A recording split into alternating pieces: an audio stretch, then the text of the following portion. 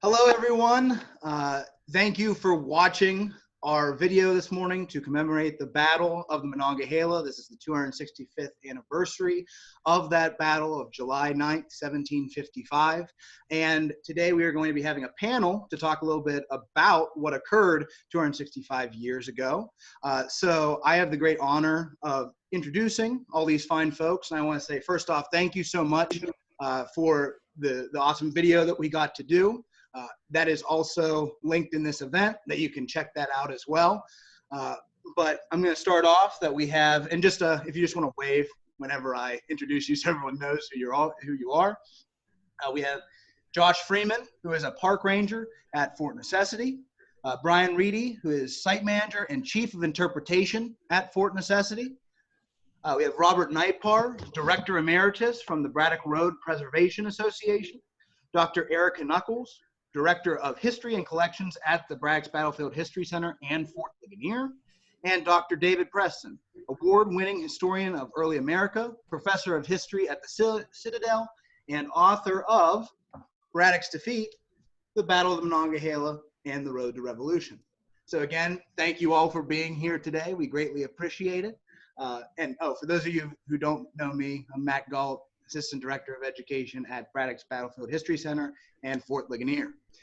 So what we're going to do is we're going to just start the conversation about this crucial battle in our history, how pivotal it really was, and the fact that not a lot of people know about this. I think from our video today, we saw a lot of people who were interacting. They really enjoyed learning about this moment. So I think when we talk about Braddock's defeat, I know growing up, especially when I learned about it in school, a lot of times there's just a very, a small paragraph on the French and Indian War, and we hear about George Washington, of course, Fort Necessity, but also Braddock's defeat. Now, Dr. Preston, in your book, you refer to Braddock's defeat as Bugeaud's victory. Now, like I said, I know growing up that the defeat usually falls squarely on Braddock's shoulders, that it is General Braddock's complete and absolute fault. But there isn't necessarily a combination of tactics by the French or the native allies. Could you maybe elaborate on why that is? I think partly it's the fact that just generations of historians have always approached this from the perspective of the British, and they've been beholden to British sources of information and have not looked intently at either the French perspective or French language sources. As we like to say today, the enemy gets a vote. And this is certainly the case where the battle was won by the superior leadership, tactics, and firepower of the French and the Indians. And what I tried to do in the book was to highlight some of the reasons for their victory, as opposed to simply looking at solely at mistakes the British made or shortcomings that they had in the battle. And also kind of just to continue along that line, was it all Braddock's fault? Did it, when you really look at it, were all these decisive mistakes constantly, everything that he did, it was his fault. It was completely him. I think that a lot of Braddock's defeat is there's timing involved. The French and the Indian attack unfolds at arguably the very, very worst moment for the British, at the worst possible location. They're on the side of this huge ridge, very steep and foreboding. Psychologically, it's also the worst time because the British have felt that after the second crossing of the Monongahela, that the French were simply not going to challenge them. If they were going to offer them battle, they would have done so at that ford in ambush style. So psychologically, for the British, they are exceedingly vulnerable at that moment because they're very confident, and the last thing that they're expecting is an attack. So topographically, psychologically, it's really the worst moment for the British. And again, I think it's another, point, much like the enemy gets a vote. It's Murphy's Law, right? No plan survives first contact. And, Braddock had a really, really good plan, I think, for the most part. But every possible thing that could go wrong did. Besides, for the very open in the engagement, from that point forward, things begin to go wrong, and it's just an avalanche effect, I think, or sort of snowball effect of things that don't go to plan and don't go the way that the British probably thought they were going to. So, I think it's great to have a really solid plan, but it's how you sort of react once that plan starts to fall apart that sometimes makes a difference. And that's not all Braddock's fault. There are, other commanders involved in that process that make decisions one way or the other, good, bad, or indifferent, that lead to that snowballing effect of how the battle will unfold. So we talked about this today, and we'll probably talk about it more, but it's easy to blame the dead guy when everything's said and done. There was probably enough fault to go around throughout the entire army. And again, like Dr. Preston said, the enemy gets a vote. So they had something to do with it as well. Yeah, the irony is that the chosen instrument that Braddock used to get his army across the mountains, this particular column formation that was surrounded by flanking parties, the formation that Braddock uses on July 9th, it's the exact same one that the army has used day after day after day in the preceding weeks. And this particular formation just simply did not survive contact with the French and the Indians. And that's part of the issue too, is that the British rank and file who were out there on the flanks being asked to defend this column, they simply had no training or experience in how to deal with superior and more skilled woodlands fighters like the Canadians and the Indians. And so, like soldiers throughout history, they have no type of muscle memory or reflex of training and discipline that they can fall back to, and that's part of the reason for their quick collapse on the day of the battle. And just to mention, if you visit North Braddock, Pennsylvania today, even though it's an extremely industrialized urban area now, you still can get a sense of the terrain. You just have to really use your imagination to envision the old growth forests that played such a crucial role in the battle and in aiding those, especially Native warriors who were just so incredibly effective that day and who deserve credit for the victory. Well, Erica, going off of what you said, really talking about the fact of this Franco-Indian army, can we maybe go into a little bit about their perspective, if anyone would like to elaborate on that? I think I'll just make an observation that the French and the Indians have sent out scouting parties for well over a month prior to the battle, and for the Indians, I think that this gives them an opportunity to really study this new adversary. A lot of these natives had probably never faced a conventional British army in this particular kind of formation, bristling with artillery. This is a new thing, and those scouting parties give them an opportunity to study their enemy. An example of this is when some of the French allied Indians capture the leader of the British allied Indians, they tie him to a tree up on the top of a mountain, June 19th, 1755. And the French want their allies to execute him and kill him. But the French allied Indians refuse to do so. And instead, they interrogate him and they ask him questions about the nature and the composition of the army. That's just one example of how I think the natives are studying this force. And I think that those types of evidences give us a reason to contemplate how the natives perhaps gave thought to how they would execute an attack on Braddock's column. They had a lot of time to think about that possibility.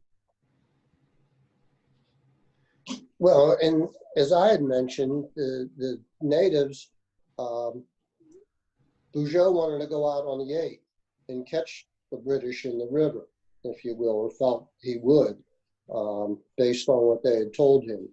But the Potawatomis felt that they didn't have the unity of the natives, and they didn't feel good about it. So they were able to convince the French to hold off a day.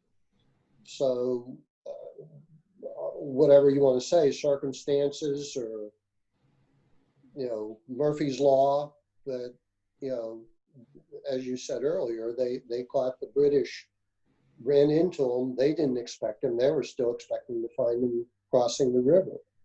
But fortunes of war changed everything. And I think if we also just want to step back and look more broadly at why the French had so much Native support at this battle at the beginning of the war, I think it just goes to the idea there's a lot of natives just preferred the French. There were less of them.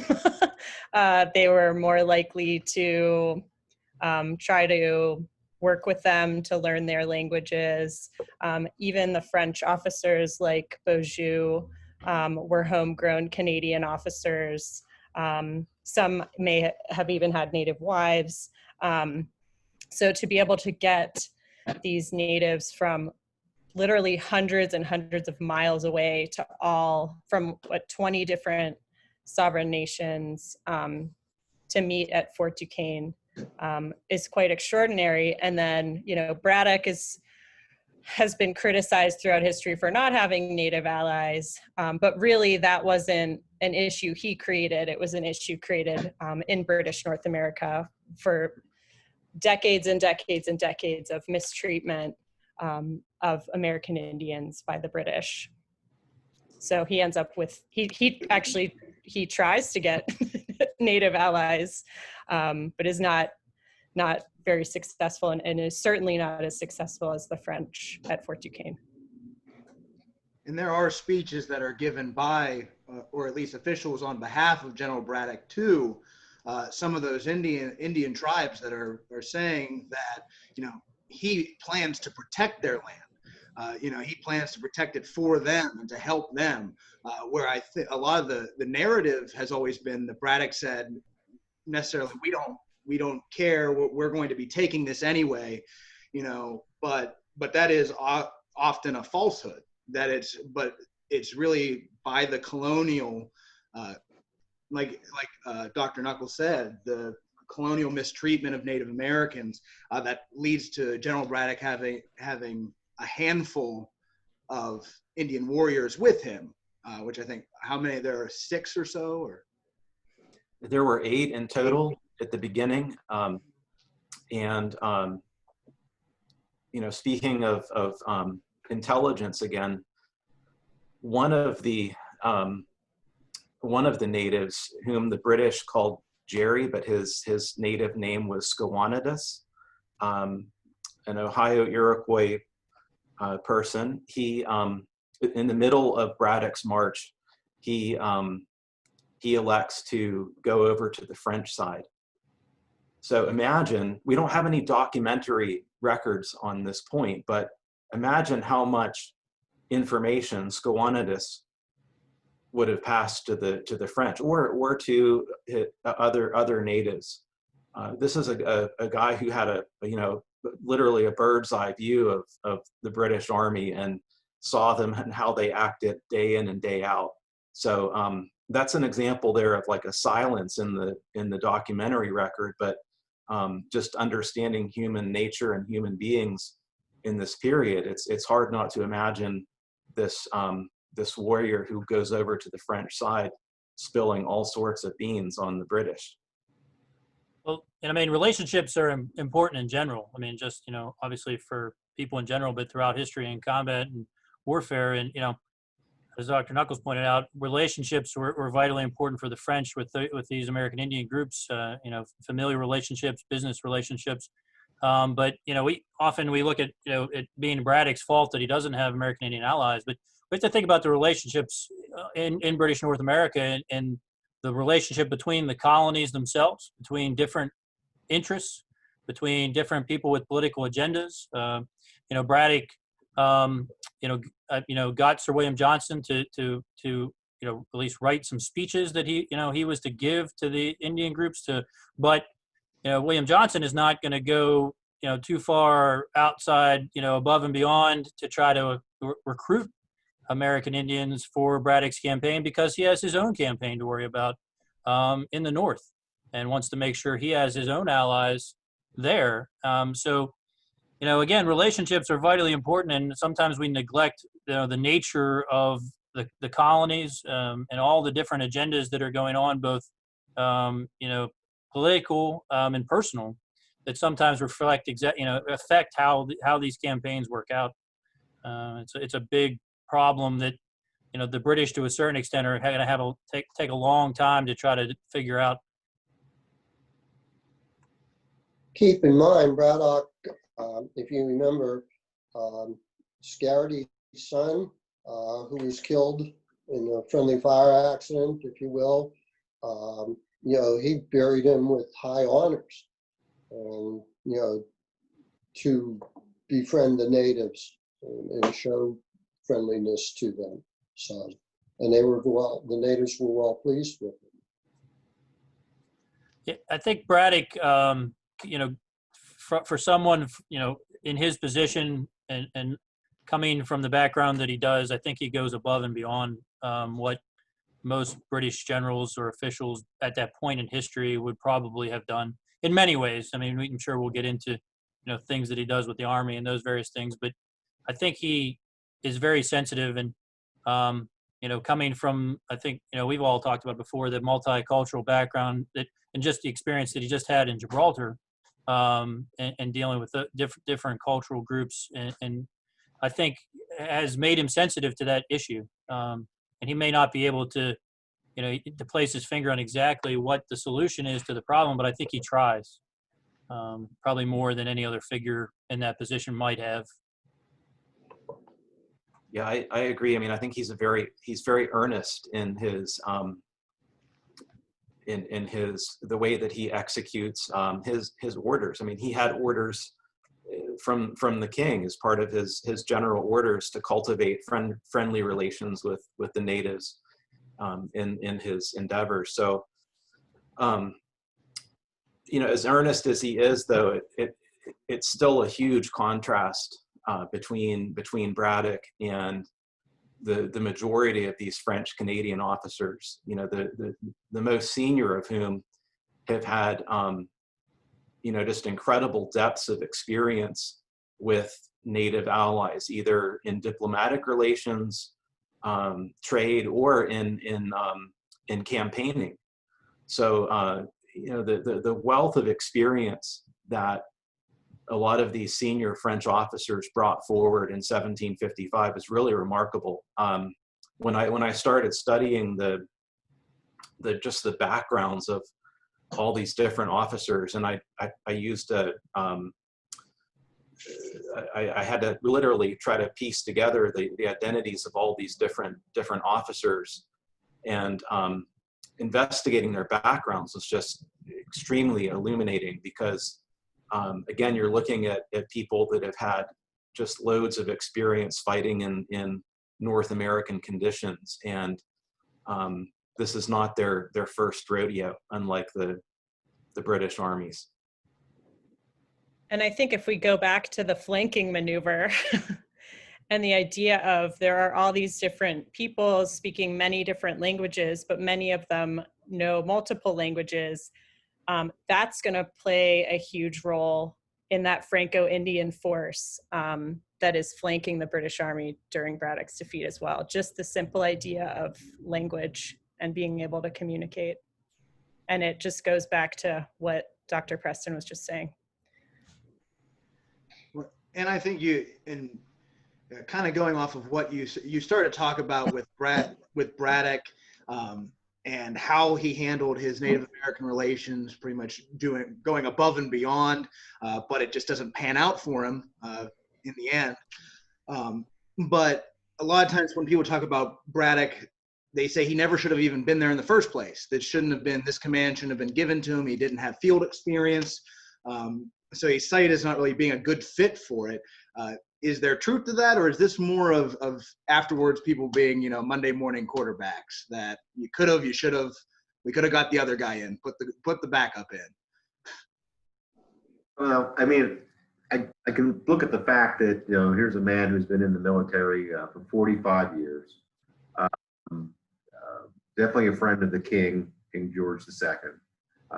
But he is no dunce. I mean, he certainly has the background in administrative needs. As Josh alluded to, the job of watching Gibraltar is not given over to idiots. Certainly a precious piece of property that Britain holds on to this very day. He has some experience in the Low Country in previous wars. So again, I think he is definitely suited to the task. I think he is, though, kind of behind the 8 ball in this fact that he's given misleading information as that campaign is being kind of massaged in the fall of 1754. The fact that he is told that the Potomac River will be easy access up to the site known as Fort Cumberland. Yes, there is something called the Great Falls. Just simply blast it away with gunpowder. It won't be an issue. Mileage from what is Fort Cumberland to Fort Duquesne is certainly not the 110 miles that he was told.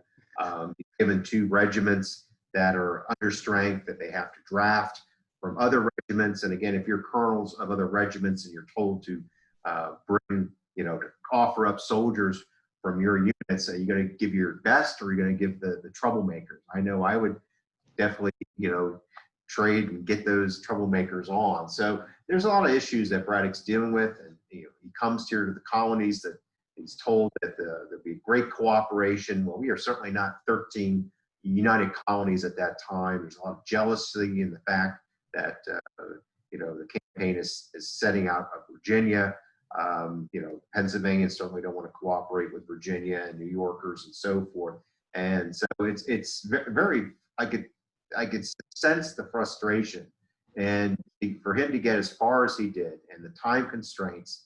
And again, I think visitors sometimes fail to see the size of the campaign, not just Fort Duquesne, but continuing up to Lake Erie and then rendezvousing at Fort Niagara by the end of summer.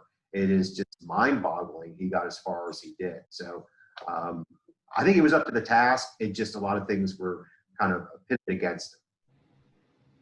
And I think that that's such a great point of how he moved that army so fast. And it is just unbelievable to think about. And I think that if people can understand giving him credit for anything, it's how quickly he moved that huge amount of people and things and artillery and had to keep them alive along the way.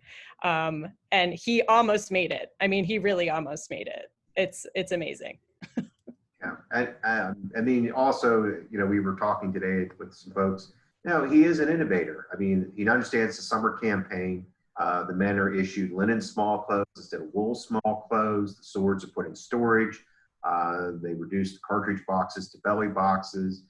He sets up a firing range at Fort Cumberland. He has field days where they practice with blank cartridges in mock battles outside of Fort Cumberland. So again, for being this stuffy old general, I think it's a myth that we as Americans, we like to treasure. We like to look at the British as incompetence because it's coming to our revolution, and this is how these Americans could beat these British. And Braddock's a fine example of what is a typical British officer who has no understanding of fighting on the frontier. I think that's an important point, and it's often sort of lost that, the British have never, ever tried to do this before. At no point had they tried to project military power into the interior of the continent. And so what British general would have done a better job? What British general would have been more experienced at executing warfare in the wilderness more than General Braddock? Even in the previous, colonial theaters of the European wars, there had never been major operations by the British really in the interior. They had taken Louisburg, or they did some aborted expeditions, into Canada from time to time, but nothing on the scale of Braddock. And so what general officer is going to come here from Europe and have, better success than Braddock might have? I think it's often lost that this is something completely and utterly new that they've not done before. Washington had, attempted it the year before on a limited scale, but this is a new thing for British arms. And I think also that the British are quick to adapt. Forbes' success is over the bones of Braddock's men. And again, sometimes the British it takes a while for them to learn, but they learn.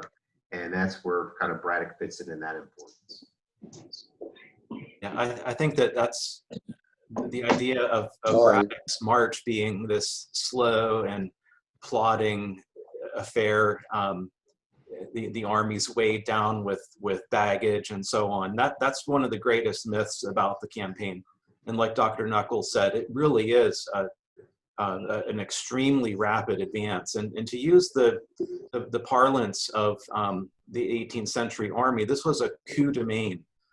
This was a very fast expedition that was designed to strike while the iron's hot, so to speak. And there is an element of a race in this expedition where Braddock knows that the French are in the process of sending reinforcements from Canada, and he wants to do his best to arrive at Fort Duquesne while it's still more lightly defended. Ultimately, I think one of the best, really, I'll give two examples, I think, of the heart of Braddock and his dogged determination. I think anybody who's been out on the road itself, like you guys were earlier, and you've seen those traces, you've seen these huge ridge lines that the Army scaled. I mean, that's a testament in and of itself to how challenging and foreboding this expedition was, and that Braddock accomplished something that the French did not believe could happen, and that is the British could actually get a significant force with siege artillery across the mountains. I mean, sure, you might be able to drag a small field gun, but heavy artillery, that's something they didn't think was possible. And so the French, in that respect, give Braddock some oblique praise. Secondly, there is one of his last letters that's described by the governor of Pennsylvania. It was dated June the 21st, 1755, if I remember correctly. And Braddock told the royal governor of Pennsylvania that he anticipated breaking ground or investing Fort Duquesne on July the 10th, 1755. And so when we think about his proximity to Fort Duquesne, had he been able to continue his march on July 9th, he would have encamped just a few miles past the Monongahela crossing, and then the next day he would have started to seal off Fort Duquesne and begin that process of investing the fort right on schedule. A testament to, again, what you were saying is the French always wanted to take out Fort Cumberland and Fort Frederick.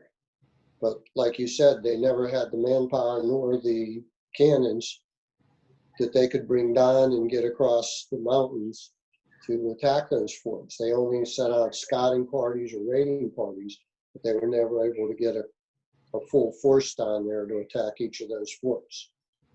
And they definitely wanted to. Yeah, so this is truly a Herculean effort being done. And essentially, you know, he's, like you said, if it's July 10th, he plans to be right outside of Fort Duquesne. He's right on schedule then. So when he's, you know, especially where the battle actually takes place, he's right there. He's not far away. So, of course, when the battle breaks out, you know, a lot of times we focus on, you know, the soldiers, the chaos, and it's often forgotten. You know, I know that because we naturally think of the military, we think of soldiers, but the fact that you have, to a certain extent, you know, average people that are following the army. You have women who are following this army. You have Wagoners as well. So can we maybe elaborate a little bit of what might have happened to them during the battle, or were there some back maybe at Dunbar's camp like that? Right, yeah. So the British Army needs to bring everyone and everything they need to survive out in the middle of nowhere. And that included hiring wagoners to drive the wagons and the horses. It did include women. So a lot of them are primarily soldiers' wives who are allowed in limited numbers. Many of them had made the journey across the Atlantic Ocean, along with, you know, the 44th and the 48th. And their primary role was to serve as laundresses and nurses, but sometimes we see them helping out with other things like cooking, baking bread, maybe doing some helping with mending and things like that on the side. A lot of them had been left back at Fort Cumberland because that's where the General Hospital was set up. And that was led by Charlotte Brown, who was the matron of the British Army's newly centralized General Hospital that eventually ended up in Albany after Braddock's defeat. And she is technically, I guess, you know, if women could have a rank, an official rank in the Army, she had the highest rank. But most of the women are of a lower socioeconomic status. The hospital was very active at Fort Cumberland because mainly people had dysentery. And so a lot of people got left behind there. But there were women caught in the battle, and there were women that were killed and were among the few captives that were taken. And that's one of the interesting features about this battle, is that there were not a lot of captives taken, but there were a few women. And then the wagoners, among those, some of them fled the battle right away. And that include Daniel Boone, who somebody asked a question about earlier. He was a wagoner, and he ran away. Which is probably why he survived, right? Right. Yes. Yes. And I do want to mention too that we know primarily the women are white women, but there also may have been some Black women as well. Women are just trickier, especially followers of the Army during this time are trickier to know much about in general, let alone too much specifically or even their individual names necessarily. But there were free and enslaved Black soldiers as well. So that's why there might have been some Black women along the campaign too, assisting the Army. So it was an incredibly diverse battlefield, a lot more diverse, I think, than a lot of people realize, beyond the French, the British, and the Native Americans. I think one of my favorite stories, which might very well be anecdotal, it's a newspaper account that's published in 1759, shortly after the British have captured Fort Niagara on the shores of Lake Ontario, and it involves a a soldier of the 44th Regiment, and this soldier had fought at Braddock's defeat, and subsequently the 44th Regiment was also involved in this Niagara expedition in 1759. And the story goes in this article that the French they've surrendered the post. Their forces are marching out, and there is a woman who comes out of the fort, and with her French husband, and she notices her former British husband of the 44th Regiment waiting outside. And again, this story it involves the possibility that she was taken as a captive following Braddock's defeat, and accepted her lot among the French, married a French officer. They have a child, and so she believed that her British husband had been killed in the battle, and so the newspaper story ends with this woman rejoining her British husband and abandoning her Canadian husband and child. So again, it very well could be just a note of British triumphalism. Not only did they get the fort, but they get the captive that's left behind too. But it's nonetheless it's an intriguing possibility.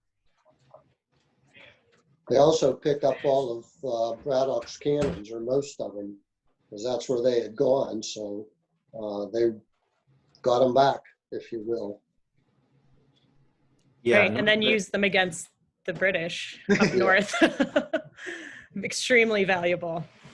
Yeah, that's I think one of the most decisive outcomes of Braddock's defeat is the capture of his siege artillery. It really is a game changer. And I know you guys talked about it in the context of Dunbar's camp, that the French are coming all the way down there to retrieve ammunition. They find some of the mortars that the British have buried. It was actually British deserters that led them there. And yeah, that artillery is it's a game changer. It's one of the ways that that Braddock's defeat helps to just change the whole picture of the war in America, as the French do indeed use that artillery and ordnance against other British posts in the Northeast. And I think the aftermath is so important to think about too, that what happens after the battle, like with the artillery, and that they do go that far, pursuing the retreating British forces. And actually, Charlotte Brown's account back at Fort Cumberland is just this incredible, female perspective on hearing all of these rumors about what has happened, and her commenting on how all of these women are trying to figure out what's happened to their husbands, and that they're expecting the French at any time to come all the way to Fort Cumberland, which they do not. She's there for about a month before she can finally go to Philadelphia. But just the incredible chaos of this army, that so much of its leadership, its officers have been killed, and aside from their ultimate leader General Braddock, and how does this army try to regroup? And that Braddock's order is before he dies is to go into winter quarters in July in Philadelphia. How do you recover from something as devastating as that happening to your army? Well, and kind of just to continue on that, talking about the aftermath and the devastation, the fact that, that's really, I think, when Washington shows, a lot of resilience during the aftermath, is because he's up for, he hasn't slept in quite some time. He's recovering from an illness, essentially. He's riding, trying to, keep order in this retreat, but also delivering messages and whatnot. So I think, with Braddock's defeat, and also, of course, Fort Necessity, that's really when we see Washington, step up to the plate. In a lot of Americans' minds, it's we think of the president or the Revolutionary War general, but I think if we could kind of just talk about Washington a little bit, how did this impact him? What did what do you think? How did he grow from this? I guess so. We get that question here a lot, obviously, at Fort Necessity, and it's especially in relation to Fort Necessity and sort of the failure there, and sort of obviously the impact of Washington signing the surrender document and obviously the outcome of that. But I think we get a lot of questions. Why Washington, the British officials probably really were disappointed or upset with how he had performed and what had happened, and I think that's true to a certain extent, but that would, I think, to a large extent be overshadowed by his contributions in the Braddock campaign. There are many British officials and British officers who are there and survive, write glowingly of Washington and what he had contributed to the armies, especially after, during the battle and then afterwards. And I think that goes to a long way to sort of improve his standing and reputation. And that's not the entirety of it. I mean, he certainly makes other even more significant contributions as the war goes on. But I do think his performance throughout the campaign goes a long way to improve his reputation amongst his British colleagues. Yeah. I also think that the Braddock's campaign has a lasting effect on Washington in the way he would wage war. Another myth that we kind of deal with here at Fort Necessity is that Washington would learn to fight in the guerrilla style of warfare, and that experience in the French Indian War would lead him into triumph in the Revolution. And again, we like that story of the humble American riflemen behind trees defeating the big bad redcoats and their the stupid European armies. But I think Washington got a good taste of the efficiency and the mechanics of a British army. How it was administratively handled, what it took to keep an army in the field. I mean, he learned a very sad lesson at Fort Necessity with the lack of poor supply and transportation, and he sees what the British system can do. He also notices the way that the soldiers are disciplined and the use of firepower. And as I often ask visitors, if the guerrilla tactics were so great, how did it work out for the French and Indians in this war? Ultimately, it's the British who win. And when Washington has to fight the next war against those British, you have to beat them at their own game. Places like Valley Forge talk about how the American army is modeled after the European system. And I think that goes back to Washington's time serving in Braddock's army and his later experience in the French Indian War. Yeah, I think when we look at Washington and his military leadership in the French and Indian War, combat is a test, and combat is something that reveals not the type of leader that you think you are, but or that you could become, but what you actually are in that moment. And I think that that's a real credit to Washington, that in these first tests of battle that he really does acquit himself with great poise and distinction.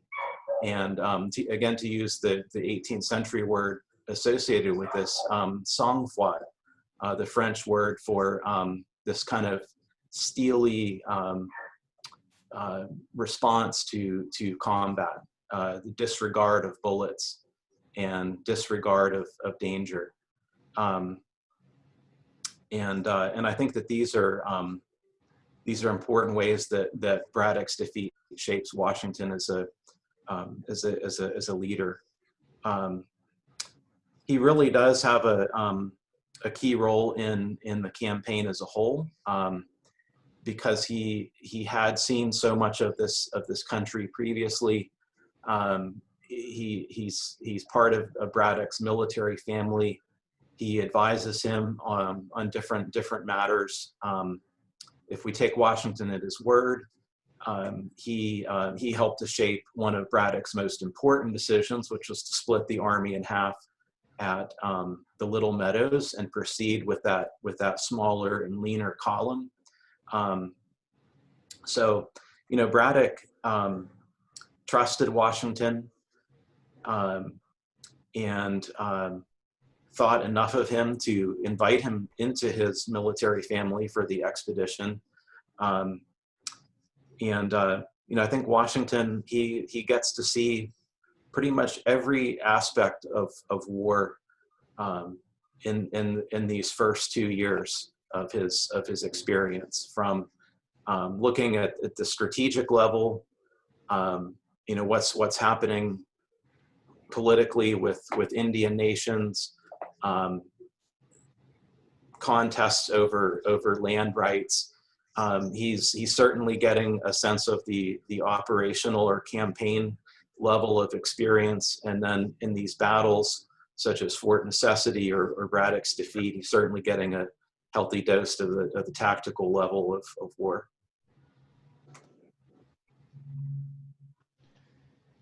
Yeah, it is also very, you know, it's very just telling whenever because after Braddock is buried, when Washington is remembering Braddock, he will essentially say, you know, the good and bad faults of this man were essentially, you know, interchangeable. You know, he was just a regular guy, where we constantly hear that Braddock was this, you know, for lack of better words, you know, this terrible person that didn't know what he was doing. When even Washington, who by some, of course, is revered, he says about Braddock in his own words when he's remembering him, that, you know, the good and bad qualities of this man. Now, of course, we have about 10 minutes here left. So before we get to our final question here, since we mentioned burying things, I gotta ask, because this is talking about Braddock's defeat, and it wouldn't be the panel without this question. So Braddock's gold, is it out there somewhere? Did anyone find it, or? I think that's a great question for Brian. This is one of his favorites. Yeah, with Braddock's gold, yeah, you know, 3 easy payments, 1995. We'll send it back. But yeah, I mean, the real treasure is learning about Braddock's story. Obviously, the chest, we know what happened to that. That did go back to Cumberland. Braddock's personal money was found on the battlefield, but the myth of this gold being shoved in a cannon barrel and then shoved over a ravine somewhere lingers, and I think that's a good thing in respect that it gets folks interested. I know folks, when they hear about Braddock grave as part of Fort Necessity, again, there's something tangible that people can visit, and then the story of him being buried in the middle of the road so his body would not be desecrated, and then ironically desecrated nearly 50 years later, as people are repairing that road. Bones are taken, the local magistrate finds out about it. Most of those bones are brought back and placed in what's now the second grave of Braddock, where a monument was placed in 1913. And though some of the bones still linger out there somewhere, we know the set of ham bones made its way to the Peay Museum in Philadelphia. That was on the second floor of the Pennsylvania State House, or what you know better as Independence Hall. When that museum finally closed, a gentleman named P.T. Barnum would buy some of that collection, including the ham bones, and they would end up in his museum in New York City, which tragically burned during the time of the Civil War. So the ham bones are gone. There's also a piece of vertebrae that's kind of been wandering around the D.C. area. It was in the Smithsonian collection, and now it's in the Walter Reed Hospital collection. So as I like to say, Braddock rests in pieces. So he's you know, most of them is hopefully under that grave, the second grave. I'm sure some is still a little bit in the first grave, and that vertebrae is still wandering about. So the story of Braddock's gold. I mean, like all myths, there's an element of truth, right? The British did indeed bury things in this campaign, most particularly at Dunbar's camp, quite a bit of it, in fact. But as I like to say to people about Braddock's gold, let's imagine that in today's wars, let's say that the United States Army, just happened to lose bags of millions of dollars in Iraq. One would think that at some level of the federal bureaucracy, questions would be asked about where these millions of dollars are and who has them. And there's no such paper trail for the British Army in 1755. When you look at the amount of Braddock's gold that's alleged to have been lost in the mountains, this is an incredible sum of money. I mean, literally millions and millions of dollars. And the fact that there's simply no paper trail, nobody's asking about, who has the money? Show me the money. That's a little bit of negative evidence about the story. Well, Braddock had written an order to his men that, where they're going, there's nothing there. So there's no, he wasn't going to pay them. So if the money was anywhere, it was left with Dunbar, who was, coming behind, if you will. And Dunbar, of course, when he went into winter quarters, would have taken the money to pay the army. Braddock promised he'd pay the soldiers, but it would be at a later date when, they could really do something with the money. So the money supposedly found was Braddock's own personal money,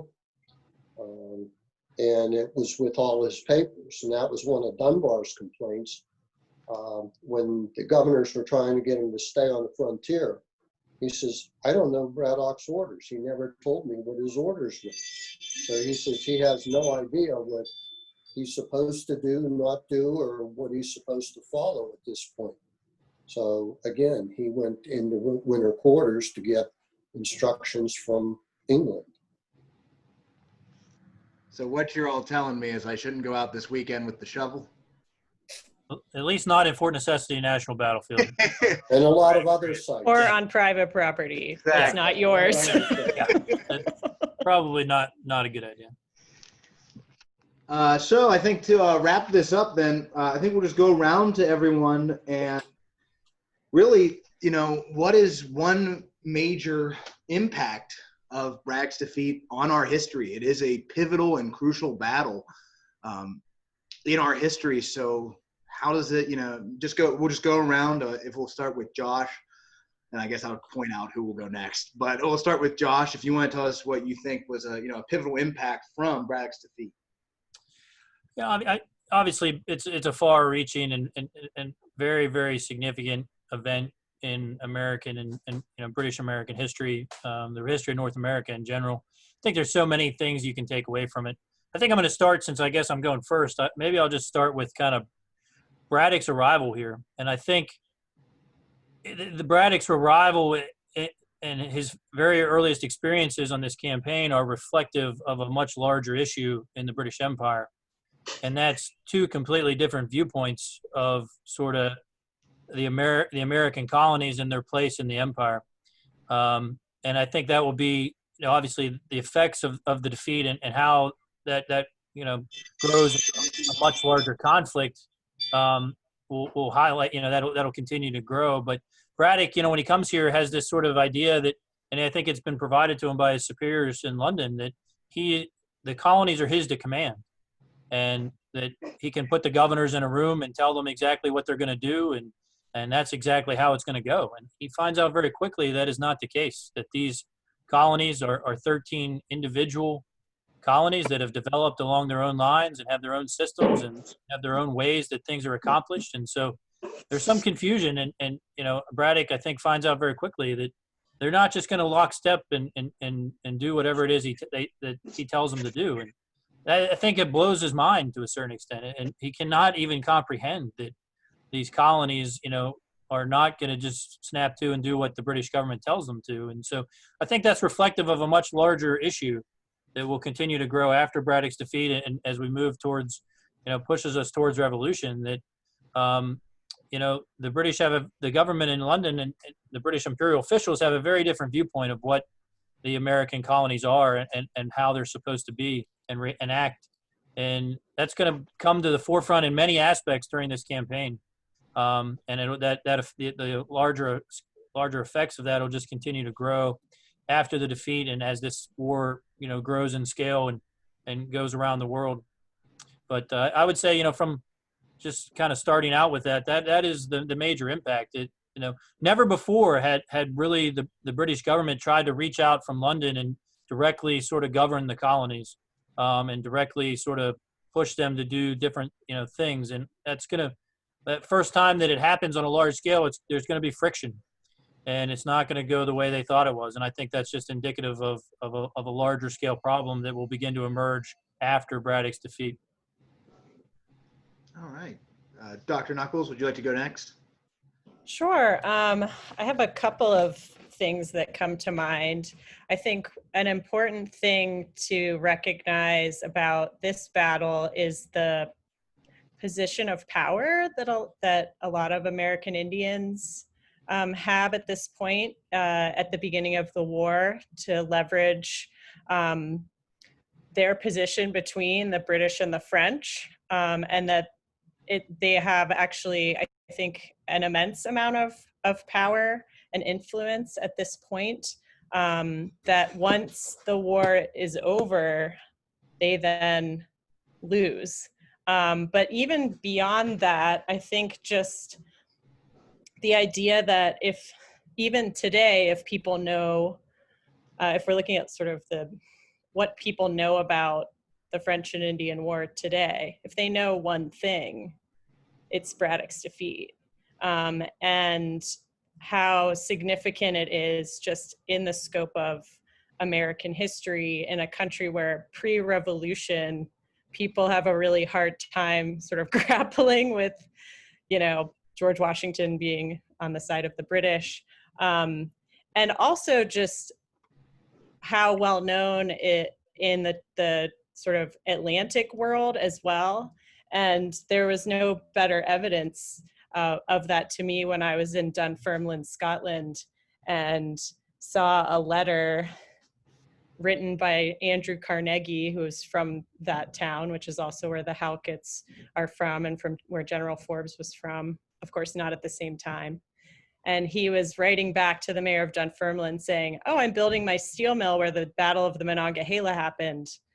He knew that that's what had happened where he was building in America, to become so successful, and that he sent back a bayonet that he found there. So I think just if it is so significant in that regard that even people who don't know much at all about the French and Indian War, the 7 Years' War, they know this battle and that it is important somehow. Mr. Nipar, would you like to go next? Thank you. I think what it's doing is sowing the seeds of what comes 20 years later. And it's sowing it in the individual people. As Josh mentioned, the Burgesses in the various colonies, they all differed from each colony. So here comes somebody from England telling them what they want, what they need, and what they expect. And they're sitting back, and you had Quakers in Pennsylvania that had no love for war at all or anything connected with it. And again, one colony was watching the other colony before they'd do anything. But more so, it trickled down to the colonists who were called up to go on these campaigns because the generals all required additional bodies. And they saw how they were treated. They saw how the British soldiers were treated. They weren't allowed the rank equal to a British officer initially, until Pitt came in. So it's setting that stage, of putting those seeds in there that, you know, later on when the taxation hits and other things, the colonists aren't willing to take that on. And you have occur 20 years later, the American Revolution. Mr. Reedy, would you like to go next? Everyone took my idea. No. There's a couple things that come to mind. And for me, when I was first learning this as a young college student and volunteering at Fort Necessity, I remember an article written in American Heritage by Robert Alberts. It was simply called Braddock's Alumni. And it's a great little article because it kind of lists all these individuals that survived this battle and then go on to, you know, fame or infamy, depending how you look at it. You know, you have Page, who is a British commander and, you know, launches those troops that begins Lexington and Concord. Horatio Gates, the hero at Saratoga, who at the Battle of Camden, you know, did he hear the haunting and screaming of Braddock's defeat that caused him to retreat. We talked about Boone and Morgan and, you know, characters like Charles Lee. So again, what a great little party that would have been, you know, getting those folks together with Washington to talk about that. And I think those experiences, not just Washington, but other folks who partook of that battle campaign, what it helped them to achieve. On a personal note, in 1750, a young man and his younger siblings boarded a ship in the Low Country on a ship called the Friendship, landed in Philadelphia, and his name is Jacob Mast, and it's a great grandfather 8 generations back. He was orphaned and with his younger siblings moved with an uncle in northern Berks County. But with Braddock's defeat and the pushing of the frontier eastward, he had to abandon his uncle's home for fear of their lives, and it would settle in the Lancaster County area, and it would establish himself and obviously survive. So a little bit of a personal note. I think there's that ripple effect that a lot of us might discover in our family histories, that we all have an alumni connection to the Braddock campaign. So it is an important part of history. So thank you. And Dr. Preston, if you'd like to. So I think of two things. Braddock's defeat resulted in an immediate escalation of this war that heretofore had been contained to North America. And indeed, that was part of the British goal here, was to strike against the French frontiers at 4 different points, and be able to take over these various French outposts that were deemed to be unjustly located on British claims. The capture of Braddock's siege artillery is one thing that helps to escalate the conflict. The capture of Braddock's headquarters papers is really a diplomatic coup for the French, because it provides them with prima facie evidence of how the British have conspired in a time of peace between the two crowns to engage in war. And then, as Dr. Nuckles mentioned, there's this great impact of Braddock's defeat upon Native nations. You know, most of these warriors return home to their communities with all sorts of vestiges of victory, in the form of material, scalps, horses, British uniforms, equipment, that are the symbols of this incredible victory achieved at such minimal cost. And this is one reason why the French are able to gain even more Native allies in subsequent campaigns. So Braddock's defeat really marks the moment of this incredible escalation. And so within a year, France and Britain have declared war, and all of Europe is at war, essentially. The second thing I think of is that the shocking nature of Braddock's defeat really changes the essential nature of the war for the British. What had been this kind of limited struggle for some disputed territory, some disputed outposts on places that few people probably knew about, the war becomes much more total. And the strategic objective for the British following Braddock's defeat is the absolute conquest of Canada. They are determined to eliminate the French threat in North America once and for all. And so that is why in subsequent years, the real heart of the British effort is aimed at Canada. And it is also a measure of how much how much manpower and sea power the British are willing to send to North America in order to accomplish this objective. And as Bob Nipar mentioned, that change in strategic objective has a huge bearing upon, of course, the future of North America. The fact that the British did conquer Canada by force of arms leads to an entirely new political and strategic future for America and its peoples. As we know, it leads to 1776. All right. Well, I want to thank all of you so much for joining me and answering some of these questions, to have this discussion 265 years later after the battle. But for those out there that are watching, if you're interested in this, we only had about an hour to talk about all this. There's a lot more.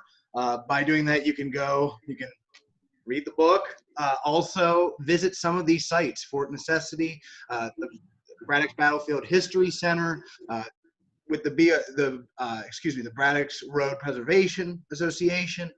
Check out on our Facebook, social media, go online and check out this stuff if it interests you. There's still a lot more to talk about. So tune in for our future programs. Thank you so much again, and we'll be looking forward to seeing you all soon. Bye, everybody. Thank you. Thanks. Thank you.